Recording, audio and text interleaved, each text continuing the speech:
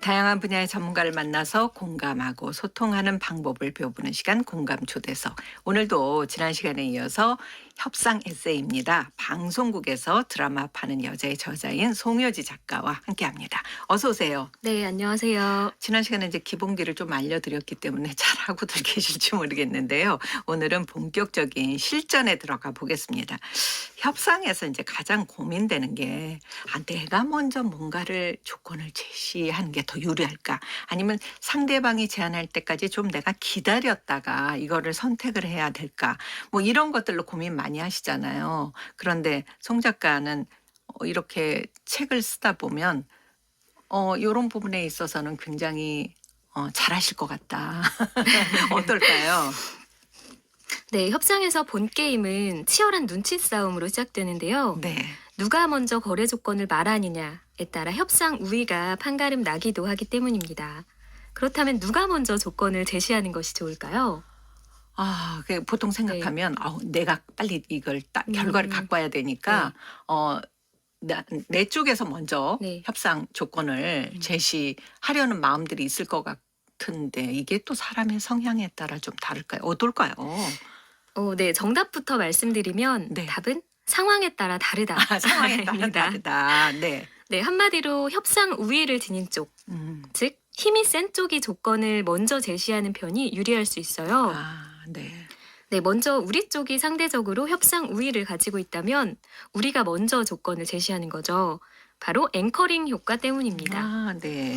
네, 앵커링 효과는 배가 닻이 내려진 주변에만 이렇게 빙빙 머물면서 벗어날 수 없듯이 상대방 무의식의 선을 그어줌으로써 생각이 그 안에서만 머물도록 하는 효과를 말하는데요. 만약 우리 쪽에서 1,000만 원을 요구를 한다면 네. 상대방 머릿속에는 1,000만 원 이쪽 저쪽에서 생각이 맞아요. 머물게 됩니다. 아래 위로. 그렇죠. 그 950만 원까지 할까? 아니면 1,000만 원? 근데 이게 또 조금 더 올라가서 1,100만 원 뭐 이런 여러 가지 그 1,000만 원 상태에서 왔다 갔다 하는 거죠. 네, 그쵸. 네. 갑자기 막 1억을 생각을 한다거나 맞습니다. 아니면 10만 원을 떠올리기는 힘들다는 거예요. 그래서 우리가 1,000만 원의 닻을 내렸기 때문에 앵커링, 닻을 내리다는 의미거든요. 그렇죠. 네, 닻을 내렸기 때문에 상대방의 생각이 그 주위를 빙빙 돌게 됩니다. 실제로 첫 제시 금액의 플러스 마이너스 20% 안쪽에서 최종 타결이 되는 경우가 많다고 해요. 그래요. 네.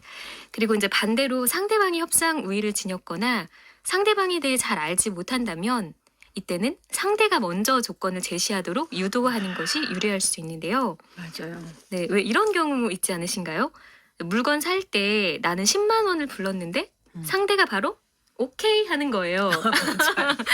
네. 억울해. 네. 그러니까 알고 보니 상대는 5만 원만 줘도 만족스러운 상태였던 거죠. 네. 네, 그러면 먼저 조건을 제시한 제가 완전한 패배잖아요. 그래서 이런 것들을 방지하기 위해서 상대방에 대해 잘 알지도 못하고 정보도 없고 네. 상대방이 더 힘도 세고 그런 경우는 상대가 먼저 조건을 제시하도록 유도하면 유리할 수도 있습니다. 맞아요. 그러니까 얼마나 그 내용을 알고 있느냐에 따라 네. 다르고 우리가 이제 우위를 갖고 있으면 우리는 여기서 앞뒤로 한 20% 정도의 그럼 이제 1,000만 원을 제시하면 상대가 이거 800만 원 말하다가 이게 무너지면 안 되는데 하고 뭐 900 정도 얘기할 수 네. 있잖아요. 그러면 뭐 그쪽 방송사가 이렇게 적극적이시니까 저희가 한 850까지도 해드릴 수 있어요. 그러면 네. 엄청 감사하잖아요. 그쵸, 맞습니다. 그런 걸 말하는 거군요. 우리가 협상을 한다고 하면 사실은 나한테 제일 유리하게 조건을 체결해서 이겨야 된다고 생각하는데 이제 이거는 상황에 따라 다르다. 그렇죠. 그리고 항상 그런 얘기예요. 협상이라는 거는 내가 상대를 누르고 뭔가를 다 쟁취하는 게 아니라 윈윈 서로 이기는 느낌을 갖도록 하는 것이 중요하다 그러는데 요게 또 가장 어려운 것 같아요. 네. 그러니까 현실적으로 이제 그게 가능하냐 네. 이런 좀 질문도 하시는 분들이 있는데 항상 그런 것은 아니지만 또 가능하기도 합니다. 그래요? 네, 협상을 크게 분배적 협상과 통합적 협상으로 나눌 수 있는데요. 분배적 협상은 우리가 흔히 아는 그 협상, 파이 하나를 나누는, 그래서 더 큰 쪽을 갖겠다고 싸우는 협상을 의미해요. 반대로 통합적 협상은 윈윈 협상, 같은 말이기도 한데 파이를 나누기 전에 먼저 파이 자체를 더 크게 키우는 거예요. 그래요. 예, 상대와 내가 나눠 가질 몫을 서로 머리를 맞대고 협의를 해서 크게 키운 다음에 또 나눌 때는 공정한 기준으로 나누는 겁니다. 그 피셔와 유리의 예스를 이끌어내는 협상법이라는 매우 유명한 협상책이 있는데요. 네. 여기에 이런 예시가 나와요. 만약에 도서관은 한 열람실에서 두 명이 다투고 있어요. 한 명은 창문을 열겠다고 하고 한 명은 창문을 닫으려고 하는 거예요. 네. 이런 상황에서 만약 여러분이 도서관 사서라면 어떻게 중재하실 건가요? 창문을 나는 자리를 바꿔 앉으라고 그것도 현명한 네. 방법인 것 아유 같습니다. 뭐 열나는 사람들 있잖아요. 그런 네네. 사람들이 있으면 우리 보통 어떤 이제 음식점 같은 데서도 아 뭐 네. 잠깐 그 에어컨 앞으로 앉아. 나는 너무 추워서 에어컨 밑으로 앉아야 되게. 네. 뭐 이렇게 하는데 그 유능한 사서일 것 같은데 그분은 어떻게 하셨을까요? 네, 만약에 이 중에 한 명의 입장만 들어주면 이것은 아까 말한 분배적 협상에 해당돼요. 네. 네, 창문을 여는 사람의 편을 들어주면 창문을 닫고 싶은 사람은 패배잖아요. 그렇죠. 윈윈이 아닌 윈루즈. 네. 승패가 분명한 게임이 될 수 있습니다. 한 명이 이기면 한 명이 지는 거죠. 네. 근데 이제 통합적 협상, 윈윈 협상에선 이럴 때 어떻게 하느냐? 두 명의 속내를 물어보는 거예요. 네. 너는 왜 창문이 열고 싶니? 그러자 창문을 열고 싶다는 사람은 환기를 좀 시켰으면 좋겠대요. 네. 그리고 창문을 닫고 싶은 사람한테 물어보니까 그 사람은 그 바깥에서 들어오는 찬바람 있죠. 네, 자연 바람. 네, 그 차가운 바람, 외풍이 싫다는 거예요. 네. 그러면 이제 통합적 협상의 마인드를 가진 사서라면 어떻게 할까요? 바로 도서관 열람실의 문을 열었어요. 창문이 아닌 문을 열었어요. 네. 그러면 이제 바깥에서 찬바람은 들어오지 않으면서 환기는 시킨 거죠. 그렇죠. 네, 이 협상에서 누가 진 사람 있나요? 지요? 네, 모두 다 이겼죠. 이것이 바로 윈윈 협상입니다. 실제로도 가능하고요. 네, 물론 이제 돈이 걸린 문제다 보니까 현실에서는 네, 분배적 협상도 많이 일어나요. 하지만 이제 통합적 협상의 가능성이 있을 때는 그것을 추구하는 것이 양쪽 모두에게 도움이 되는 일이고 네. 나눠 가질 수 있는 몫이 커지고 또 둘 다 모두 원하는 것을 얻었기 때문에 장기적인 파트너십이 형성되기도 하고요. 그러니까 저는 협상을 못하는 사람 같아요. 저는 이런 경우가 되면 그 문 열자고 하는 사람한테는 잠시 좀 바깥에 나가서 바람을 쐬고 들어오시죠. 그리고 이게 문을 열면 소음이 많아서 그 안에 좀 조용하게 책 보고 싶은 사람들에게는 방해가 되거든요. 뭐 네네. 이렇게 얘기한다든지 자리를 바꾸라고. 근데 그게 아니라 그래요. 네. 그리고 성혜지 작가는 이제 자사의 그 컨텐츠를 홍보할 때 사라고 강요하지 않는 그 철칙이 있다고 그러는데 우리는 기본적으로 뭐 사라고 하잖아요. 네. 네. 어떨까요? 왜 기본적으로 사라는 권유를 안 하는 걸까요? 우리 내면에는 왜 사람마다 어린아이가 살고 있다고 하잖아요. 네, 우리는 성장하면서 사회화되고 또 절제력이 생기며 조금 더 지혜로워졌을 뿐이지 내면에는 여전히 이런 어린아이가 웅크린 채로 함께 살아가고 있습니다. 근데 이 어린아이 특징 중 하나는 바로 청개구리예요. 네, 맞아요. 네, 누가 강요하면 삐딱해지죠. 네, 붙잡으려고 하면 도망가고요. 가만히 내버려 두면 알아서 제자리를 찾아옵니다. 그래서 저는 제품을 홍보할 때 이렇게 사라고 강요하지는 않는 편이에요. 그러니까 어린 시절 저희 엄마는 이렇게 숟가락 들고 다니면서 음식을 이렇게 떠먹어 주셨거든요. 근데 이제 저 같은 경우 그러기보다는 음식 냄새를 풀풀 풍기면서 제가 맛있게 먹고 있는 거예요. 네, 그리고 냄새를 맡고 다가오는 사람과는 즐겁게 대화를 하면서 함께 나눠 먹는 식이고요. 네. 그러니까 물론 소극적으로 대처하라는 의미가 아니라 판매하고자 하는 콘텐츠를 충분히 홍보하고 최대한 성실하고 친절하게 응대한 후에 기다리는 겁니다. 맞아요. 네, 그래서 이렇게 상대를 밀어붙이지 않고 사게끔 유도하는 방식이 훨씬 협상 기간도 짧고 결과도 좋았던 적이 많았던 것 같아요. 그러면 이렇게 사라고 사실 저도 그래요. 어느 상점에 가서 화장품 뭐 이런 거 사려고 할 때 그 점원이 와서 뭐 이게 좋고요. 그리고 사실 제가 A라는 상품을 고르는데 네. 그거보다 요즘은 이 C가 더 많이 인기가 있거든요. 그래서 저의 판단을 막 흐리면 네. 제가 조금 더 볼게요. 그리고 조금 이따 나오는 경우가 있어요. 네, 네. 그런데 사라고 할수록 사람들은 이제 주저하거나 망설이고 오히려 강요하지 않는 것이 마음을 끌어들이는 게 그게 바로 그 청개구리 같은 그런 마음인 거예요? 어떤 거예요? 네, 사람들은 왜 이런 방식에 반응할까요? 먼저 본능적으로 수요와 공급의 법칙을 알기 때문인데요. 인기가 많은 제품은 수요자가 적극적으로 나서야 계약이 체결되죠. 그렇죠. 왜 샤넬 오픈런 뭐, 이런 네. 것들 보듯 샤넬이 방문 판매 이런 거 안 하잖아요. 네, 명품 네. 화장품이. 그리고 네. 세일도 잘 안 해요. 네. 왜냐하면 수요자가 많기 때문이죠.